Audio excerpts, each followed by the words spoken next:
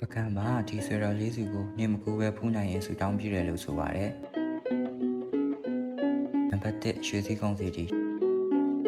ရွှေစည်းကုန်းစီတီတော်ဟာပကံမြို့ဟောင်းနဲ့၄မိုင်ခွန့်ကွာဝေးတဲ့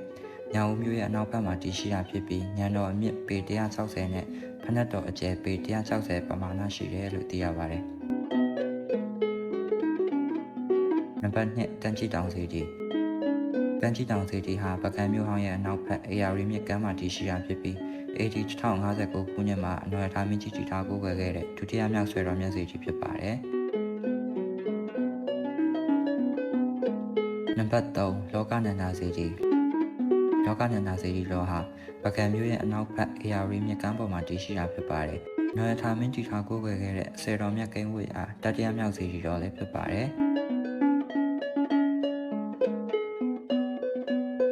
နံပါတ်4တူရင်တောင်စီတီတူရင်တောင်စီတီဟာပကံမြို့ရဲ့အရှေ့တောင်ဘက်6မိုင်ခွဲအကွာတူရင်တောင်ပေါ်မှာအနော်ရထားမင်းကြီးတည်ထားကိုးကွယ်စေခဲ့တဲ့စတုတ်ထားမြောက်စီတီတော်ဖြစ်ပါတယ်